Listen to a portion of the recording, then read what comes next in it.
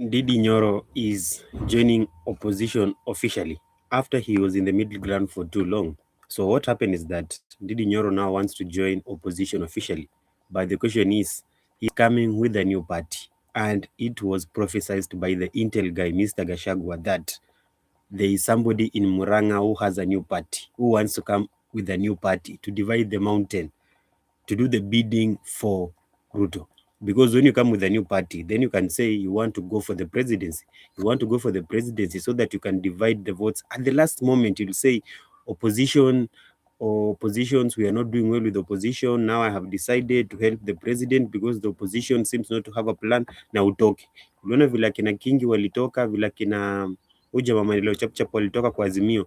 That is how these small parties will do at the end towards 2027. So do not be happy that he has come with a new party.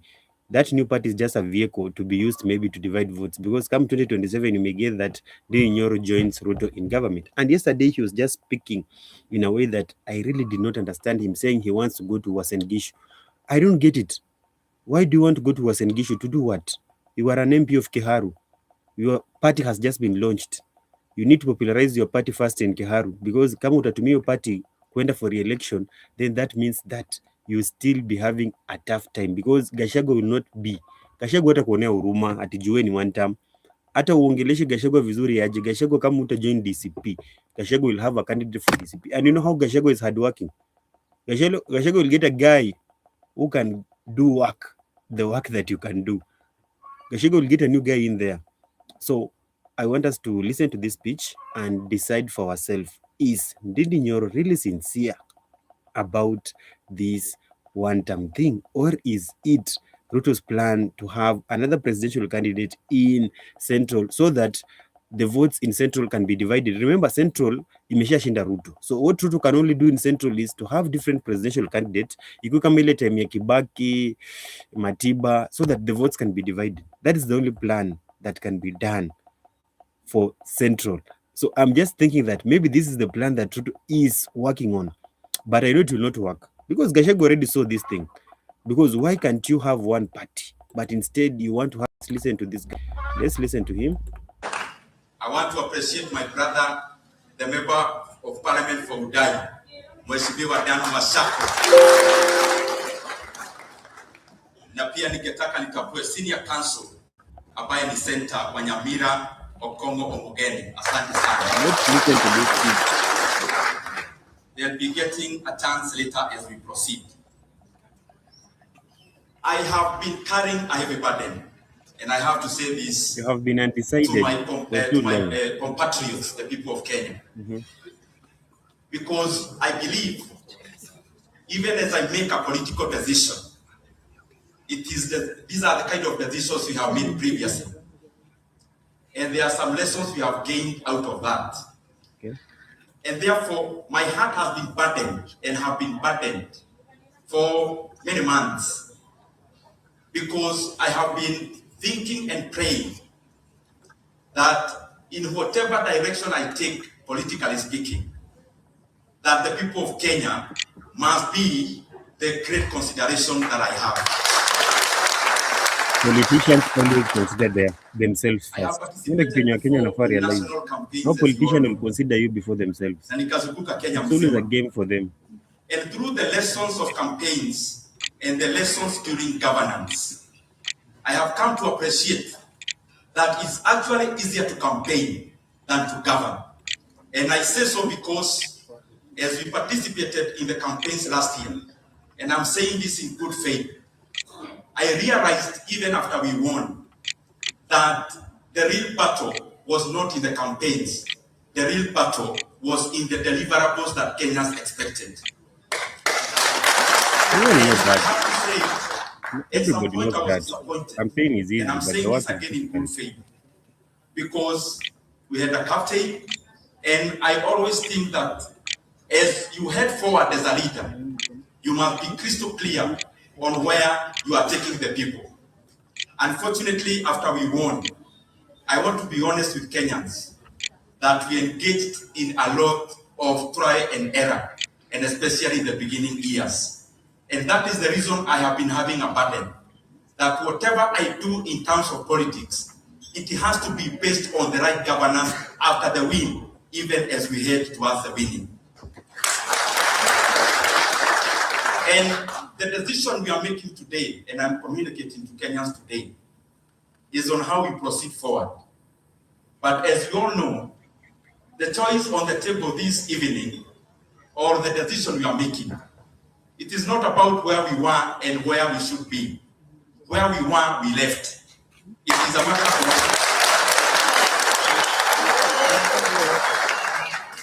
the decision we'll be making at the end of this press conference and briefing is what will be our engagement?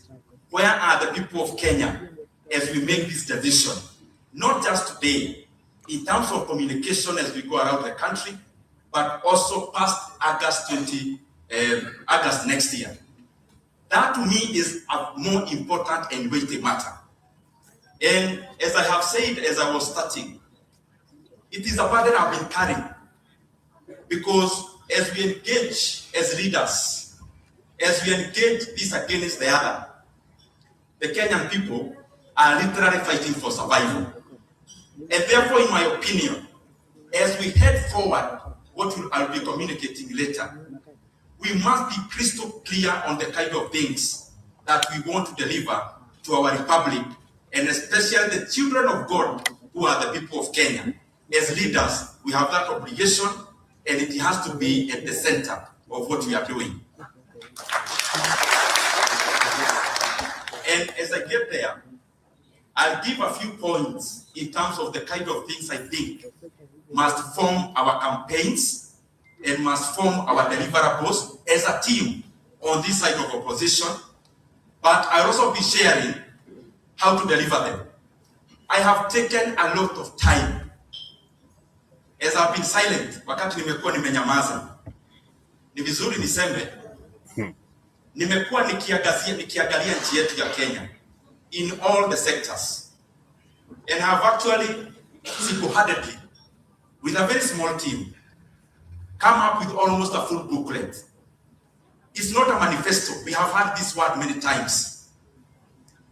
I have had an opportunity to be at a place I'm serving Kenya, where I had the bird's eye of Kenya across all the sectors.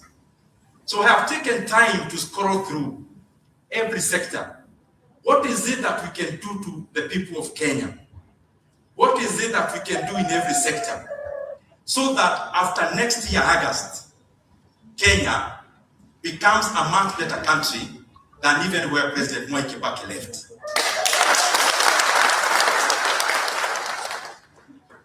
And as I say this, allow me to say for those who are watching us for the first time and hearing maybe about Kiharu for the first time. Kiharu constituency, which I represent, is a very vast constituency. In fact, our two neighbors are smaller than Kiharu in all respects. Okay. Landmass, number of voters, landmass. Number of voters, landmass, number of schools, across all respects. And I am very glad to stand here as Member of Parliament for Kiharu, serving my second term, because we have been able to transform many things across the education sector. And I will name just two. Being a vast rural constituency, we have many schools, public primary schools. We have actually around 120 public primary schools in Kiharu. 120 in a constituency. And I want to confirm here to the people big. of Kenya that is a big all constituency. Our public primary schools, the one we got, the ones we have built, children in a rural constituency like Kiharu, they go to school where all classrooms are tiled. That's good.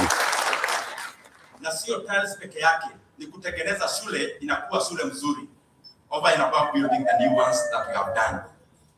There is also another program we have done of landscaping our schools. We have currently done cover to 75 schools across Kiharu. In fact, many times people do weddings in Kiharu, wanaitaka kupigiwa picha, photo session in our public primary schools.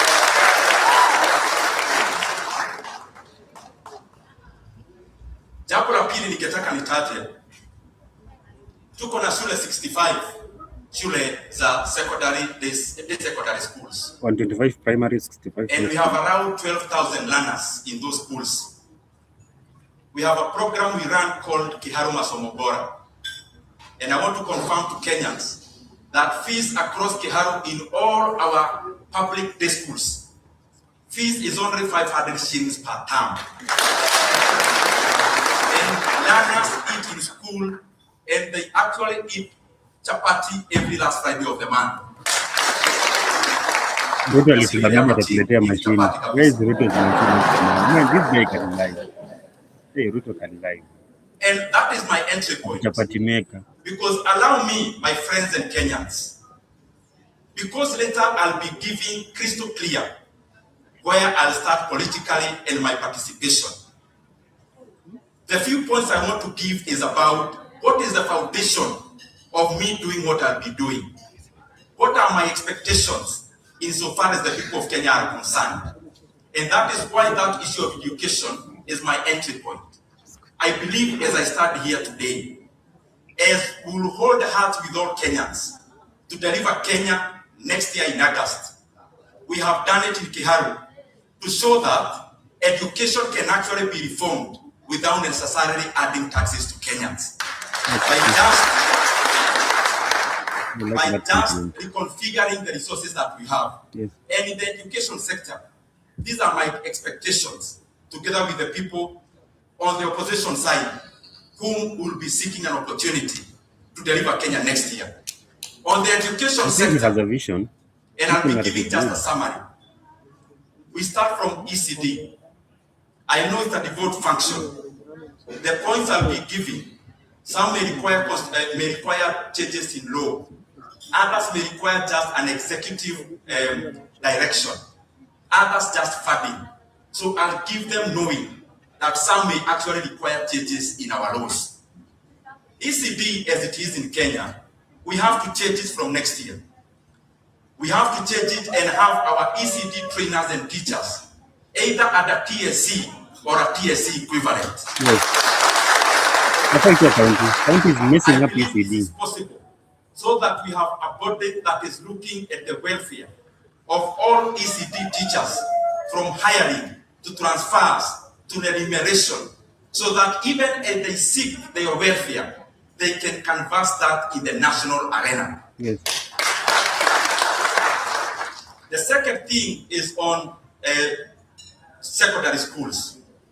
We have demonstrated it is doable. I want to confirm to Kenyans, the team I will belong into, and the people we are going to hold hands with, we must, from January of 2028, deliver free basic education. And that like it, at least the position and bottom of the manifesto. With our senior secondary this is the manifesto guy. Of the 3.5 million Kenyans. Now we need to ask how will you in do our that? Senior secondary schools. How will you get the money? We only require an additional 35 billion Kenya shillings. My proposal is as follows: that NGCDF will contribute 10 billion shillings into that kitty. Okay. The equitable share of our counties, because they also give bursaries. They also contribute 10 billion Kenya shillings. Okay. And the third issue is that the national government to give in 15 billion Kenya shillings. Okay. 35 billion Kenya shillings is enough to give all school-going learners in our senior secondary schools free education, including meals. Okay. The other thing that is workable now. That is that we also must diversify the menus in our schools, so that our schools become also centers of markets of our produce in our villages. Kama unatoka pahali Muthokoi iko, kama unatoka pahali kwa Githeri, pahali kwa Matoke, it is important that we incorporate even those kind of menus into our schools, to promote so that local farmers in our villages I like it. can find that as a local marketplace to sell their produce. I like it, Lidi. That is excellent. That is a good vision. Na wale wanatutazama wazazi wetu, That is a good Mimi vision. nasema ya kwamba Creating market for nimeangazia local na produce. nimechukua Kenya Hey, mzima Bunyala. na nikaangalia fedha tuko nazo na zile mbinu napeana leo ni vitu tunaweza fanya bila kuongeza kodi kwa Wakenya. Yes. Na ndio nimesema next year lazima tukikomboa Kenya in the January of 2028 lazima Kenya ipee watoto wa Kenya masomo bila malipo, tukianza na senior secondary schools wasome bila malipo yoyote na wakuwe wanakula shule. Na nimefanya hiyo mahesabu na najua kwenye pesa itatoka. In our universities we have a challenge. Mimi nimepata fursa, nimeitwa na university students na nimeweza kuona ya kwamba the demographics are changing. Wale wanasoma kama sisi kutoka familia hazijiwezi, nimeona ni gumu sana, kwa sababu nimeitwa na university students engineering, nimeenda kwa madaktari na nikaona iko shida kubwa sana ya watu kutoka day schools, wanafunzi kutoka familia zile ziko chini sana kupata nafasi ya kufanya kozi kama hizo. Pia hapo kuna jambo tumefanya, ni vile tunapeana summary. The second thing, and I want to finish first with social response, because there are two things that are important, which are social investments. One is education, the other one is health. Education adds value to a human being. That's true. And health services labor, and the provider of labor is a human being. On the side of health, mambo ni mawili nimeona yale changamoto kubwa. Changamoto ya kwanza ni sisi viongozi tumeingilia mfumo ya healthcare. Unapata kama system ambayo ina manage healthcare ya Wakenya wenyewe ni wenye tu wanaongoza nchi. Jambo ya kwanza, system kama hiyo ya IT, it must be owned by the government of Kenya. That is obvious. Why are you contracting? Jambo la pili, na hiyo ni changamoto kubwa, and I said I'm mixing language, is the issue of funding. I have looked at the amount of money we collect in our healthcare system, in whatever name you call it, the previous one of NHIF and the current one. And whatever we say, whatever we promise, the point of the matter is that there is a funding gap. And my proposal is as follows, that starting the year 2028, the amount of money Kenyans are contributing into NSSF, in their pensions, their retirement, we have that percentage. We reduce it by 50%. That extra 50% reduction goes into healthcare, and that will add into our healthcare system an extra 40 billion shillings ambayo itapea wa Kenya afya mwafaka na yenye hawatakuwa wanarudi kwa mfuko kulipa. Many families are damaged by bills. As much as we are talking as leaders, we must provide practical solutions. Yes, I like and it. that is my practical solution.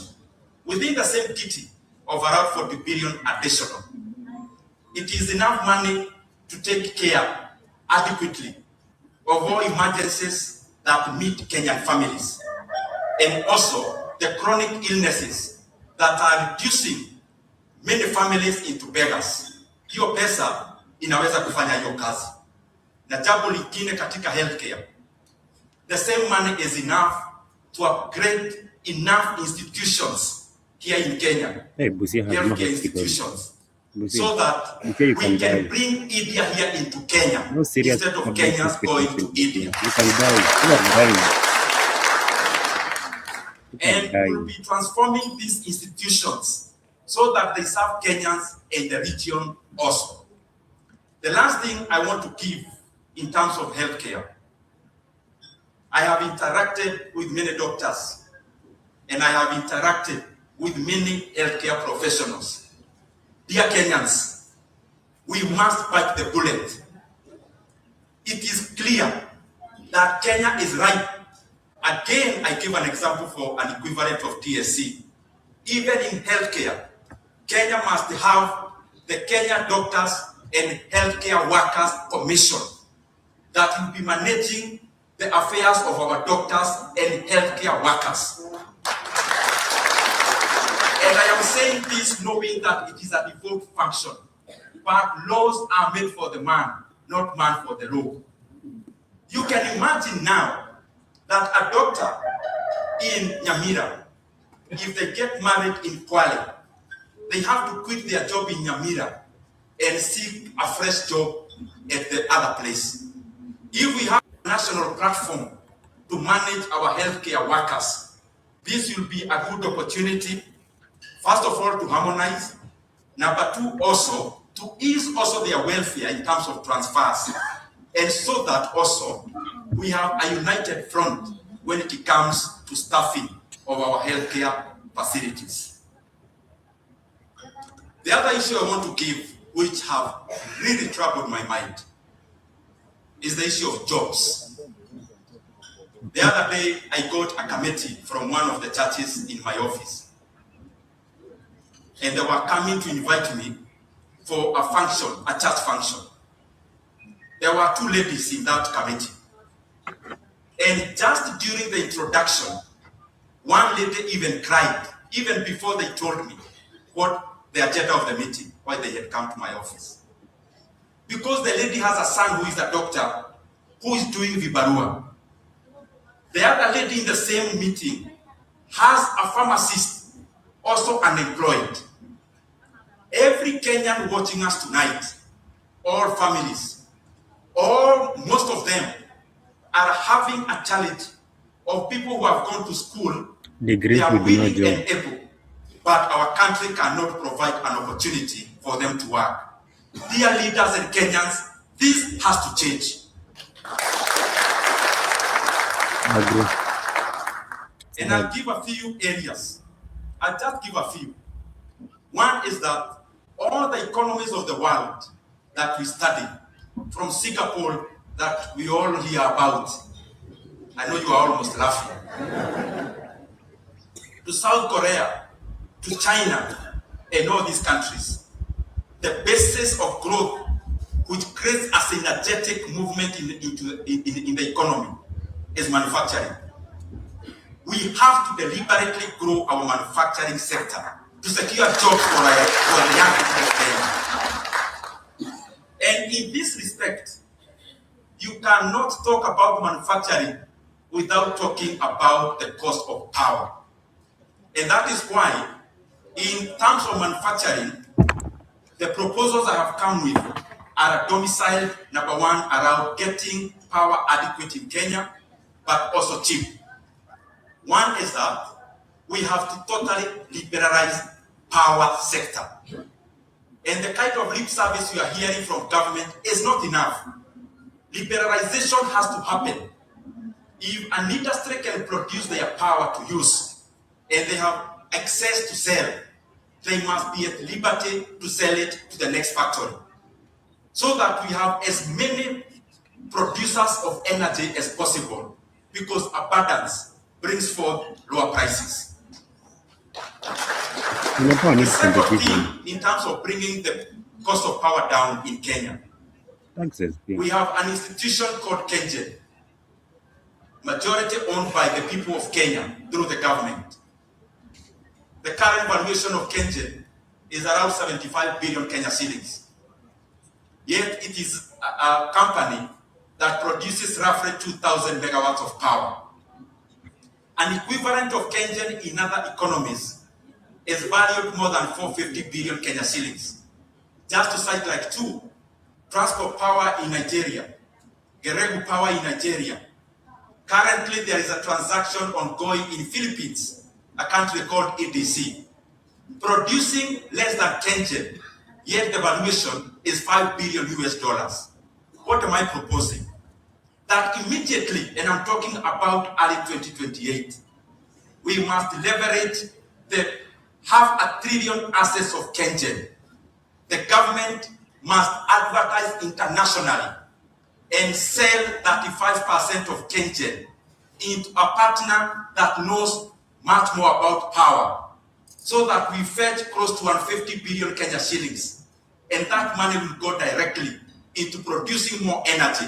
The more we produce, the cheaper it will become. Okay.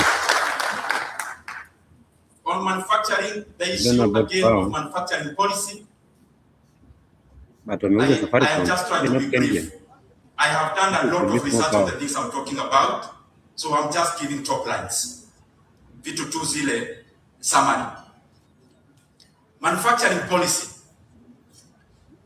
Nimeweza kuangalia nchi kama South Korea iliweza kukua namna gani, nchi kama China from 1978, na nikaona ya kwamba nchi huwa haiachiliwi tu itipeleke, lazima serikali inaangazia ni wapi tunataka nchi iendelee, na katika hiyo manufacturing huwa inaongozwa na kitu inaitwa manufacturing policy, and we've been able to check the kind of items that Kenya can tap into so that we can grow our manufacturing sector at a much faster pace than we are doing now. The other issue, you allow me just to go top line and summary, around jobs. All these points now I am giving are all about jobs. The other second point around jobs is hospitality and tourism.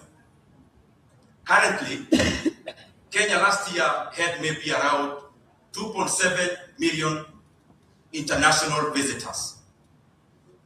A country of 58 million Kenyans, abundantly blessed, well positioned.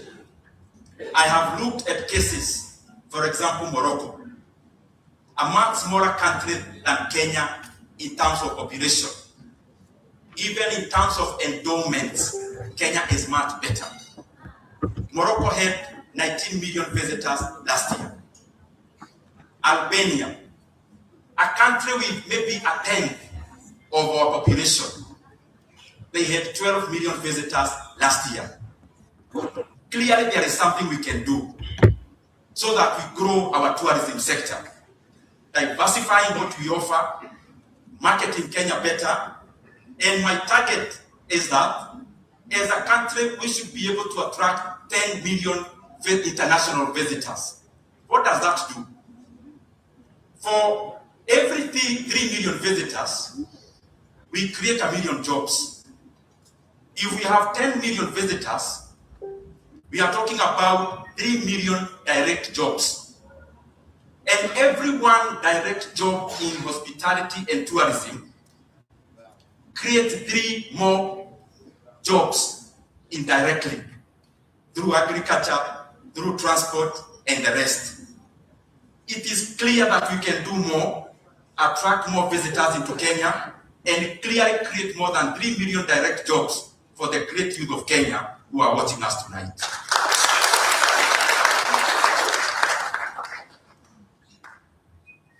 The other issue I want to highlight in terms of jobs again,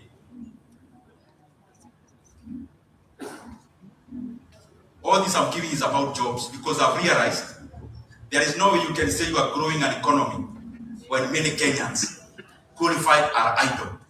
So allow me to highlight the issue of finance industry. Kenya has many banks, over 40. Whether big or small, they all make money. How then do we give an advantage to others that is in our country? My proposal is this way. Kenya must covertly frustrate the takeover of the Kenyan banks by international institutions. Covertly. Because this is a sector that clearly makes money. How do you give out a sector that makes money so easily? The second thing is that we must deliberately create an atmosphere where we can have big banks, Kenyan banks, competing regionally and continentally. Through our regulator, it is important that Kenya creates big behemoths, banks in Kenya that can compete continentally with banks like Standard Bank, like banks like Netbank. And this I have done what should be done by the regulator, So that even as we grow competition in our finance industry, we also have big enough institutions that can compete across the continent, because this fetches Kenya money from other markets. Allow me so that I am sequential, to highlight just briefly about agriculture. Agriculture currently is dominant in our economy when it comes to jobs. Many Kenyans in rural areas, precisely 70%, are employed in the agricultural sector, but the productivity is too low. Even with the fertilizer subsidy, Kenya is facing an imminent maize food shortage in the next 3 months. I can assure you, Kenya can only import maize to sustain ourselves in the next 3 months. Therefore, this shows whether some policies can be enhanced and become better, we also need additional policies around agriculture. And just to give a few, when it comes to cash crop and food crops like maize, beyond fertilizer, we need also to participate by availing to our farmers cheaper or even much more subsidized certified seed of maize. Because there is the issue of production, but there is also the issue of productivity. Hata ukipea fertilizer mbegu ambayo ni sio mzuri sana, fertilizer can only do so much. So that is one of the areas to grow productivity and production. But holistically, when it comes to cash crops like tea and coffee, na najua kuna wakulima wengi wanatutazama hapa leo wako katika eneo mingi za Kenya. Kenya haifanyi enough kwa kusaidia wakulima wetu kuzalisha vizuri coffee and tea, na pia kwa wao kupata mapato mwafaka. Na kwa hayo, beyond the fertilizer which we must avail to Kenyans, we must also do much more. Kenyans are also asking for more affordable pesticides and other inputs within agriculture.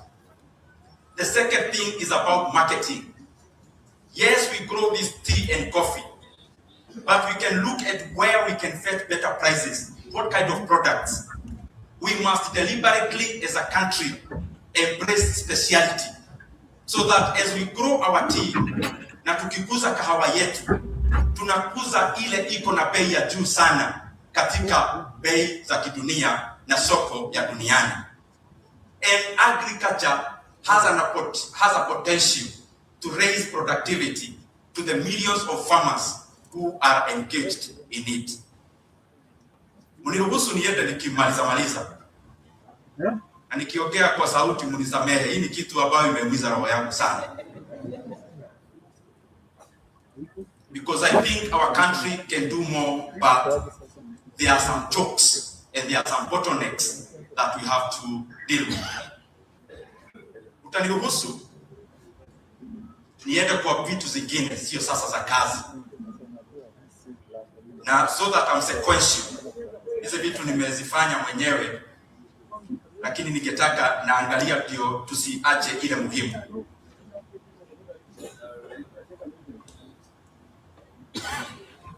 Ukiangalia Kenya, na mimi nimepata nafasi na kutazama na angalia kwa undani. Ile shida inakumba Kenya kwa sasa ya juu zaidi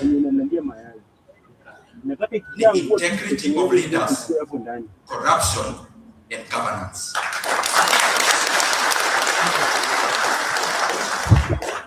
Dear Kenyans, kama kuna kitu lazima tufanye kwa dharura, ni kwamba we can no longer continue to stomach leaders who are elected and their ambition is to get richer than the leaders they replaced. Na nimeweza kufikiria sana, na mimi natoa mawazo yangu ya kwamba kiongozi akichaguliwa Kenya katika nyadhifa ya juu, immediately anakuwa ndiye mwanabiashara mashuhuri sana Kenya katika sekta zote. And you know, dear Kenyans, this issue I want to call patronage. We are all paying the price of it.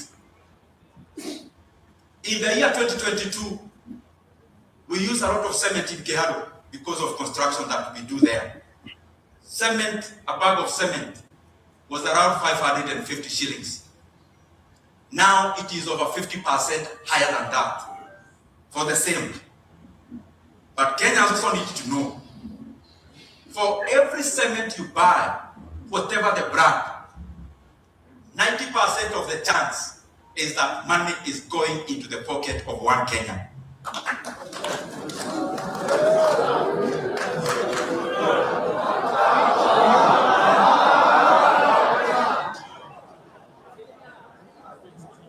And I do not want to personalize this address, but I have thought about it keenly. Na hii ni jambo ambayo kama Wakenya tutajiuliza.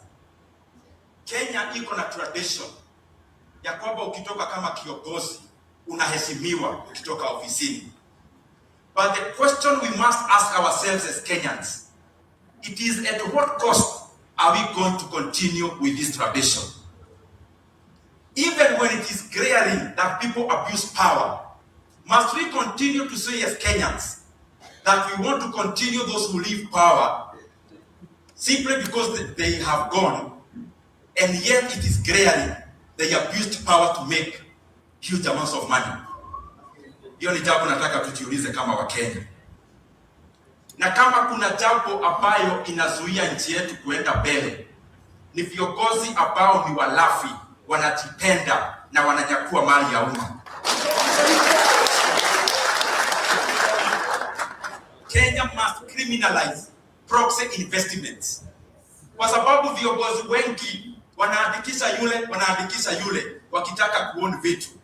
We must criminalize proxy investments. Then the second being, anyone seeking power, and especially in the presidency, you have to come in the open. You list all your assets. And by the time you leave power, we also have to review your assets. And then Kenya has to have a cap that there should never be assets transferred to those other people or to those leaders 25 years after they leave power.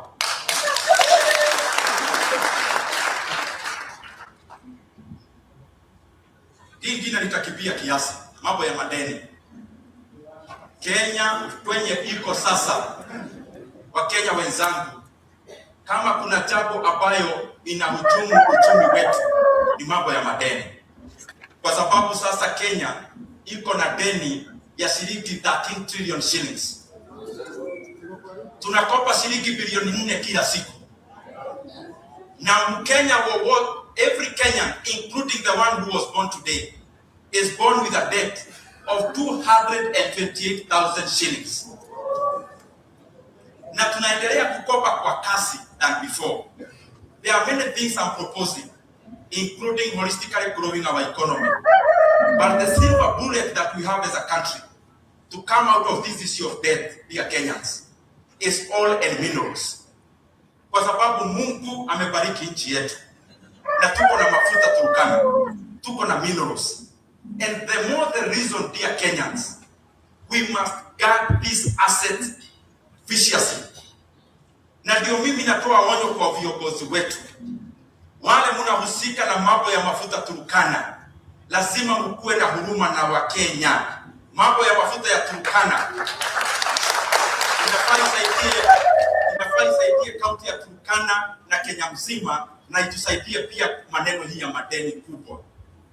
Jambo ingine ya pili ambayo ni muhimu sana katika hiyo mambo ya madini, mambo ya kule Kwale, Mlima Hills, kuna watu pia wanamezea mate. And I want to tell them, because I know they are watching, we are not going to allow you to take over Mlima Hills for your own personal benefit. Because that is the silver bullet we have economically, oil and minerals, to deal with the issue of debt. Oil and mineral helping debt. That is a good solution, yeah? sisi wote kutoshana kama Wakenya. The good solution, now implementation. My proposal is as follows.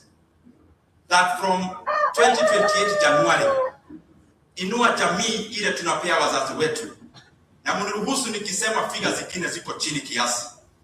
Mimi nimejaribu kuangazia vitu Kenya inaweza fanya kwa sasa bila kuongeza ushuru.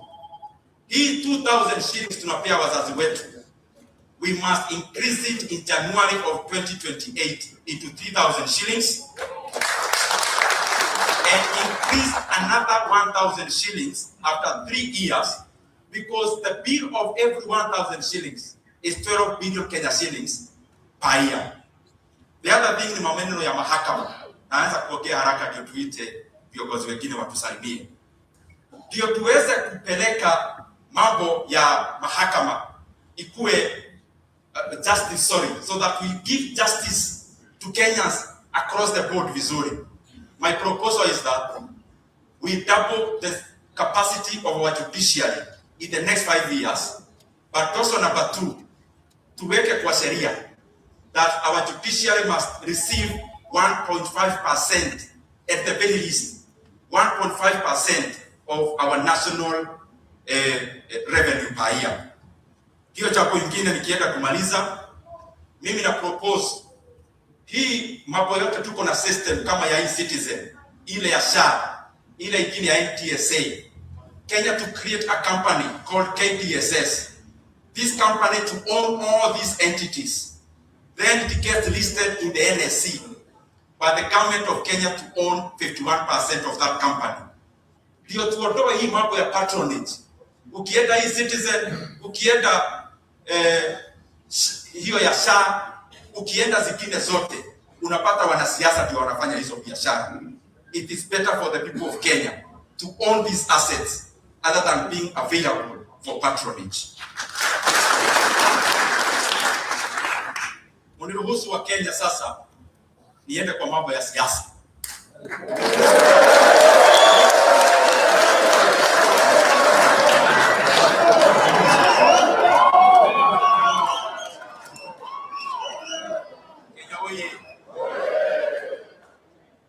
And I want to be very direct and specific.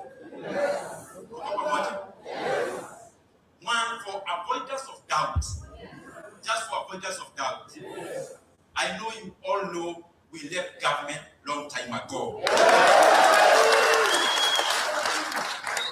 And associated with the Wheelbarrow Party, the UDA. Kwa sababu hivi hata naona hata wenye Wheelbarrow wenyewe wataitoka waiwache. The second thing I want to sikizane tafadhali, because I want to be very direct. The second thing, mimi kama Ndindi Nyoro na wafuasi wangu kutoka leo nimeingia chama inaitwa People's Party of Kenya.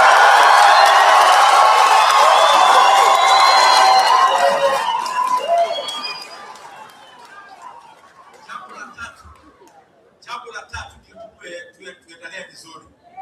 The third thing, I am glad that the membership of the People's Party of Kenya wamenipea nafasi na wakanieleza tukifanya mambo ambayo tunafanya kwenda mbele.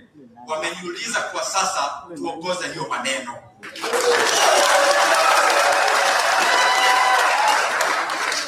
Na mimi nimeitikia hiyo mwito. The third thing, as all the membership of the People's Party of Kenya, we have today joined the opposition.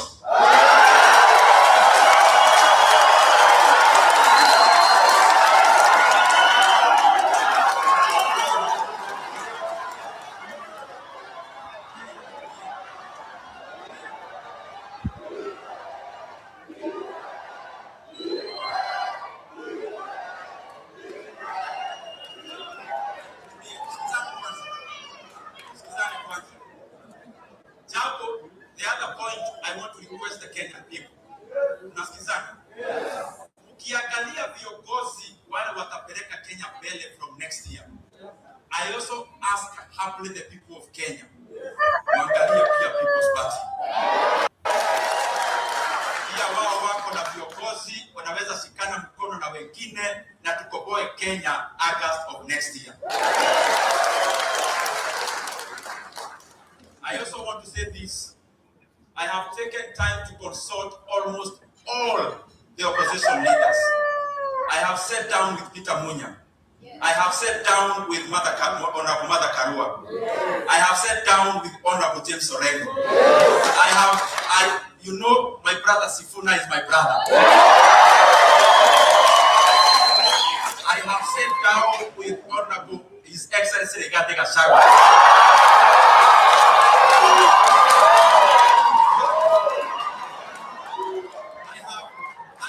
I have sat down with Honorable Kalonzo Musyoka. I have consulted even many others I could have forgotten. In fact, I want to confirm to you, I have had almost a near-long consultation with most of them, including almost for a whole year, Honorable Dr. Fred Matiang'i.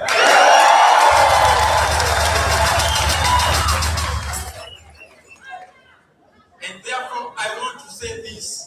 In all the people's tours, that is the People's Party tours, all the aspirants of the opposition are invited. Anytime. Wewe kama unatoka chama ambayo ni ya kukomboa Kenya next year, iko katika chama yote ambayo inasema hii serikali imedhulumu wa Kenya ya kutosha, na kwa sababu ya hiyo tamu yao ni moja peke yake. Ukisikia People's Party iko kwenu, unakuja, tunakupea nafasi because we are all brothers and sisters. Na tutaangazia sana mambo ya kutrain aspirants katika People's Party. Aspirants wote wanasimama katika diwani or MCAs. Wale wanasimama katika MPs na zinginezo. I'll be at the forefront of offering them advice and mentorship and trainings so that as we calibrate our country even up here, we also have credible leaders in our wards, in our constituencies, and in our counties. So I am for one united Kenya. All Kenyans, we cannot leave you behind. I'll be going across Kenya to many areas. Haswa, mimi nitaenda Uasin Gishu County, nitaenda Nandi County, nitaenda Bomet County, nitaenda Elgeyo Marakwet, nitaenda Kericho. Mnanitazama nyinyi wazazi wangu, kaka zangu, dada zangu. Mimi ni kijana yenu. Unajua kazi nilifanya tukisaidia hata rais mwenye amekalia kiti. Na mkaniambia mimi ni kijana yenu. Nitakuja kuwaeleza kwa nini after tumefanya hiyo kazi yote, kwa nini tunaenda kidogo tu Mheshimiwa Rigathi Gachagua anarushwa nje. Tunaendelea kidogo Ndindi Nyoro nje. Tunaenda kiasi Mheshimiwa Mohamed wa kule Pwani. Hayo mambo yote nitakuja kuwaeleza. Kwa sababu tukifanya hii jambo lazima tusikizane, na nataka niwaeleze kwa kinagaubaga, because even you are our brothers and sisters. Tukikomboa Kenya tunawahitaji, na nimetaja hizo counties kwa sababu wako kwa roho yangu sana, na niko na jambo ya kuwaeleza. Niko na jambo hapa ya kuwaeleza. Tushikane mikono wote na hizo kaunti zote, kwenda Pwani, kwenda North Eastern, kwenda Nyanza. Tushikane mkono tukomboe Kenya. Na hayo mengi, asanteni sana.